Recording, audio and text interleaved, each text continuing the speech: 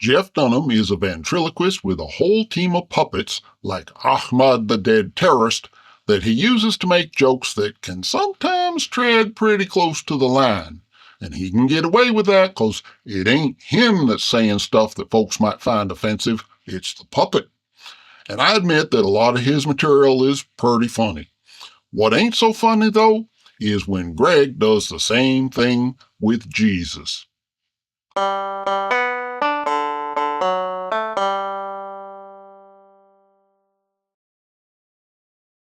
Hey there, folks. Bertram the Barely Bearable Atheist here, continuing our series on Greg Koukl's book, Tactics. And we're getting on towards the back of the book now. Chapter 18, which we'll be looking at today, is the next to last chapter of the book. So if any of y'all has any good books you'd like me to look at next, now's a good time to make a suggestion. Anyways, Chapter 18 is all about what Greg calls mini-tactics. Short little snippets of advice that he couldn't make a whole chapter out of individually, so he's putting them all together here at the end. And his first mini-tactic is something he calls, "What a friend we have in Jesus." Quote, "Here's the general principle guiding this tactic. Pit the challenger against Jesus whenever you can." End quote. And yeah, that's mini all right. Greg calls it "What a friend we have in Jesus," but I call it Christian privilege. Christianity has been a dominant force in Western civilization, for good or for ill, since the days of Constantine, and this dominance has enabled Christians to establish their portrayal of Jesus as the emblem of virtue and wisdom. And this version of Jesus is a myth. I ain't saying that no such person ever existed, but all the legends and embellishments and whitewashing that's been applied to his story over the past 18 centuries has produced an impossibly perfect mythical good guy. And since he is supposedly the good guy, anybody who takes him on is automatically going to be the bad guy in the eyes of a lot of folks. The best counter tactic to use here is to point out the fact that we ain't actually got anything Jesus himself actually wrote or said. What we know about Jesus comes mostly from what a small number of anonymous writers with a religious agenda attributed to him several decades after his death. And there was lots of stories circulating about Jesus starting very early on before he even died. Some of the stories might have been true, and some of them might have been exaggerations, and some might have been honest misunderstandings, and some might even have been deliberately introduced to promote some particular religious or cultural agenda. Plus, all we has left today is only those texts that survived the early days of church power when they went around burning everything that undermined what church leaders was teaching as quote-unquote orthodox doctrine. And that's just the written documents. We ain't got any way of knowing all the stories that were circulating by word of mouth, let alone being able to fact-check each story to see how accurate it was. And Christianity was circulating almost entirely by word of mouth for decades after Jesus died. So if and Greg tries to pit us against Jesus, we best point out that Jesus ain't here, and all we got is stories men tell about Jesus. And that pulls the rug out from under a lot of the cultural mystique that the name of Jesus carries with it. But there's a variation on this mini-tactic that boils down to just passing the buck. Quote, "When someone presses you on the narrowness of Christianity, shrug your shoulders and say, 'Well, I understand how you feel, but this was Jesus' view, not mine. And he repeated it often. So did everyone else he personally trained to carry his message after him. Do you think Jesus was mistaken?'" End quote. And notice, he says this was Jesus' view and not his. Ain't it though? Raise your hand if you honestly believe that Greg don't have the same view, because I think he does. And furthermore, I think he believes it was Jesus' view because it's his own view. We saw in an earlier video what happens when Jesus allegedly says something that ain't Greg's view in the passage about not judging folks. Jesus allegedly said it, but Greg wants to judge folks, so he just went back and reinterpreted Jesus' words in a way that let him do all the judging he wants. But now, whenever Jesus is reported as saying something Greg can use to support his views, he's all for it, because it lets him pass the buck to Jesus so that he don't have to be held accountable for his own bigotry. And he's dependent on Jesus' reputation as the good guy to get him off the hook. Greg gives an example of passing the buck to Jesus in order to promote homophobia. He had a friend whose daughter was competing in a beauty pageant, and she was wondering what she should say if they asked her about same-sex marriage. What answer could she give that was both safe and Christian? Quote, "Since Jesus said we should be innocent but shrewd, I worked out this response that I think satisfies both requirements. Since I am a follower of Jesus, my view on marriage is the same as Jesus' view, one he made clear in Matthew 19. I'll sum it up this way. Jesus' view was one man with one woman becoming one flesh for one lifetime. So on the definition of marriage, I stand with Jesus." End quote. And them's Greg's italics, by the way. And boy, howdy, what a gold mine for us counter-apologists. In one short paragraph, Greg has managed to distill down almost everything that's wrong with how evangelicals do this culture war stuff. Let's start with Jesus saying that believers should be innocent but shrewd. Greg is paraphrasing Matthew 10:16, where the Greek word for shrewd is phronimos, which means wise, prudent, or sensible. And in fact, a lot of Bible translations have the word wise instead of shrewd. But Greg prefers the word shrewd instead because that has connotations of being crafty, calculating, and maybe even a little bit deceptive. Where Matthew has Jesus instructing his disciples to be thoughtful and smart, Greg has Jesus giving Christians a license to be disingenuous to the point of being deceitful. So Greg can bend the truth pretty hard and still feel like he's being faithful. Next, let's look at Matthew 19, specifically verses 4 through 6, which is the passage that Greg is referring to. And in fact, let's start with verse 3 so we can get the complete context. Quote, "And Pharisees came up to him and tested him by asking, 'Is it lawful to divorce one's wife for any cause?' He answered, 'Have you not read that he who created them from the beginning made them male and female, and said, Therefore a man shall leave his father and his mother, and hold fast to his wife, and the two shall become one flesh. So they are no longer two, but one flesh. What therefore God has joined together, let not man separate.'" So this is interesting. There's an old hermeneutical trick for adding your own teachings to what's actually written in the scriptures, and it goes like this. You read something from the scriptures, and then you say something about what you just read, and you include extra ideas that ain't actually written in the text itself. And most folks, when they hear that, will come away thinking that the extra stuff you added is actually being taught by the text you quoted. That's what Matthew says Jesus is doing here. Go back and read Genesis 2. Quote, "And the Lord caused a deep sleep to fall upon Adam, and he slept. And he took one of his ribs and closed up the flesh instead thereof.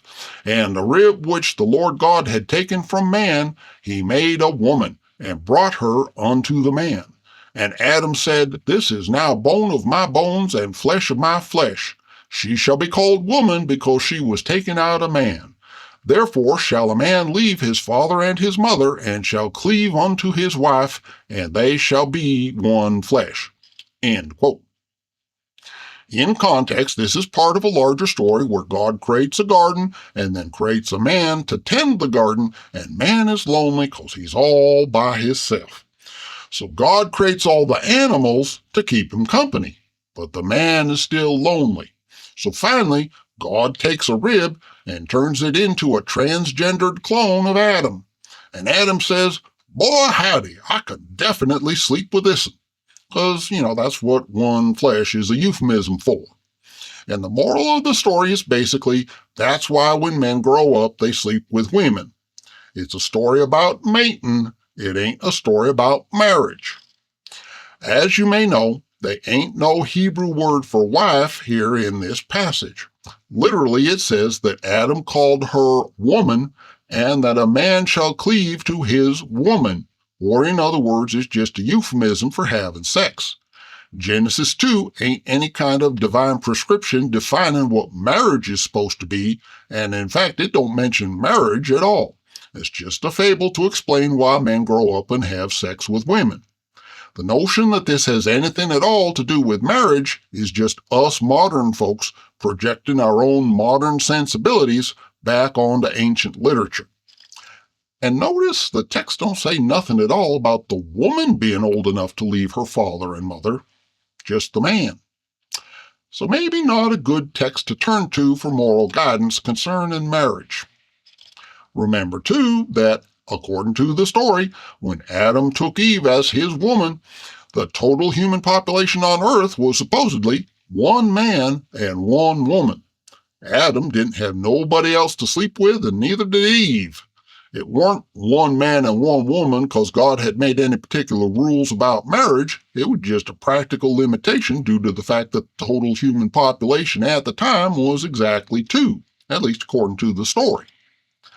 Then there's the fact that there ain't anything in the passage at all about how long cleaving to your woman necessarily has to last. The phrase one flesh clearly ain't literal, it's just a fairly meaty euphemism for physical intimacy. And obviously this ain't saying that once you get in bed, you have to stay there for the rest of your life. The idea that this somehow constitutes a requirement for marriage to be lifelong is a notion that Jesus is adding to the text. Now, can we say for sure that Jesus is using hermeneutical sleight of hand to add new teachings to the Genesis text? Or is Matthew just putting words in Jesus' mouth that he didn't actually say? Well, we don't know. Either way, it goes to show that Jesus ain't God, because if he'd been God and he wanted Genesis to say that marriage was lifelong, he'd have put that in Genesis himself instead of using sneaky tricks thousands of years later to fool folks into thinking the text was saying something it don't actually say. So according to Matthew, Jesus is taking Genesis out of context to make it say something about marriage that it didn't say, and now Greg comes along to take Matthew 19 out of context to make it say something about gay marriage that it didn't say. The fact that the Pharisees asked Jesus specifically about a case where a man is already married to at least one woman that he wants to divorce, and that Jesus mentioned a man and a woman in his reply, don't mean that Jesus defined marriage as one man with one woman becoming one flesh for one lifetime. According to Matthew, Jesus did oppose divorce on the grounds that husbands and wives is supposedly joined together by God. But notice the Genesis 2 passage don't actually say that. In Genesis 2, it ain't God that cleaves the man to the man does that on his own. And it says they become one flesh, but it don't say God is making them one flesh. That's just something they's doing on their own.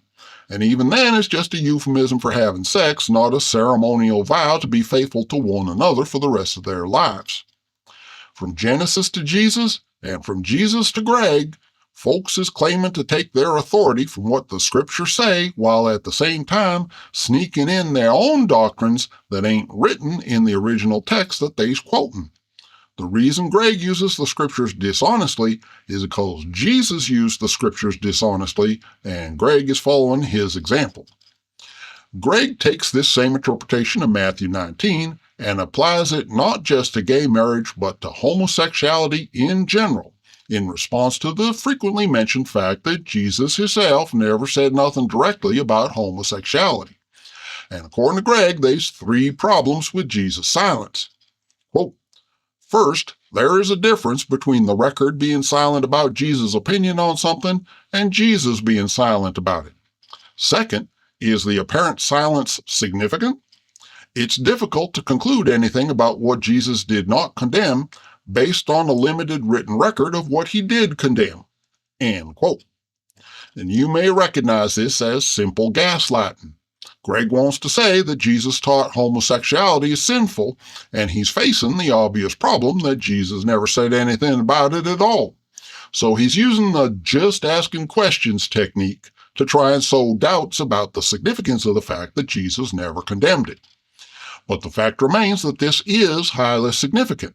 And the significance is that if and you's going to claim that Jesus condemned homosexuality, you's putting words in his mouth that he ain't reported as ever having said.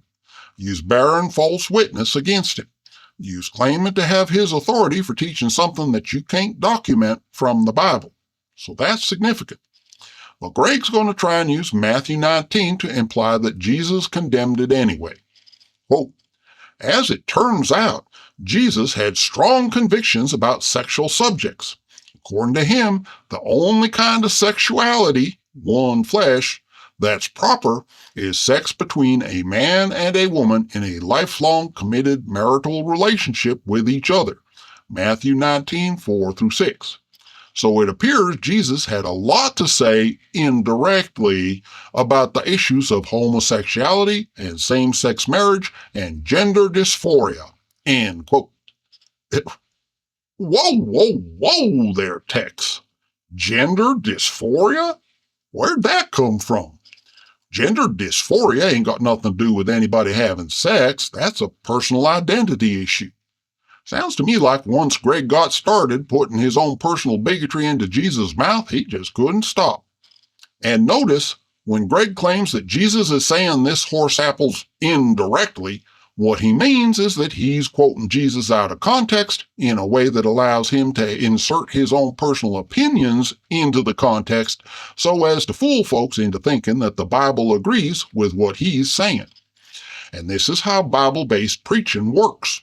When folks say that you can make the Bible say anything you want it to say, this is what they's talking about. You pick the passage that comes closest to what you want to preach, and then combine the text with your own personal opinions in a way that fools folks into thinking it's actually the Bible talking. It's basically ventriloquism, using your own voice to make God say whatever you want him to say. And notice Greg stops with verse 6, like most Christian apologists do when they're trying to fight right-wing culture wars. But let's read on and see what Jesus has to say about what he meant by his teachings on divorce. Quote, the disciples said to him, if such is the case of a man with his wife, it is better not to marry. But he said to them, not everyone can receive this saying, but only those to whom it is given. For there are eunuchs who have been so from birth, and there are eunuchs who've been made eunuchs by men, and there are eunuchs who have made themselves eunuchs for the sake of the kingdom of heaven. Let the one who's able to receive this, receive it. End quote. So according to Jesus, as quoted by Matthew, the ideal state for men is to have their genitalia surgically removed, which most guys ain't going to be too keen on doing. But Jesus is saying, well, that's okay. It takes a special gift from God to be able to accept that, so it's optional. But still, he is saying that being a eunuch is better than getting married.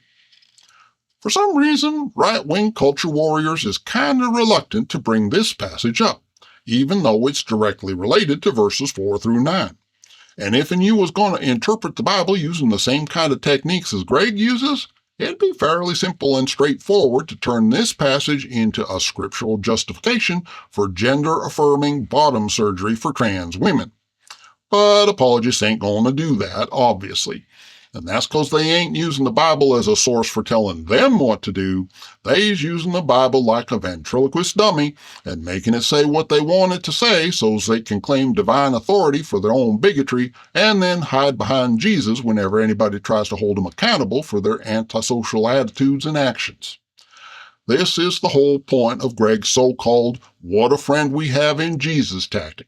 Treat Jesus like a puppet, have him say whatever hateful things you want to say, and then let the puppet take the blame for your own bigotry.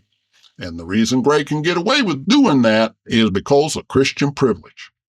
The cultural dominance of Christianity in the West, the indoctrination of little kids, all the Christian holidays associated with candy and presents and such, all work together to promote the idea that Jesus is the good guy and that whatever he says must be right. Once you sell folks on that idea, especially if you buries that deep in their heads when they's innocent kids, You can use Jesus to spread whatever hateful and destructive notions you like, just like Greg is doing and is teaching other would-be apologists to do. And that's only Greg's first mini tactic. It's almost impressive in a way how much malice and dishonesty he was able to squeeze into such a simple statement. Hopefully the rest of his minis won't be this awful. Anyways, I'm sure there's more that could be said, but that's going to about do it for me for today. Next time we'll continue on with a look at how Greg thinks you can deflect accountability by asking folks to define words. So have a dictionary handy. Just kidding, you ain't gonna need a dictionary.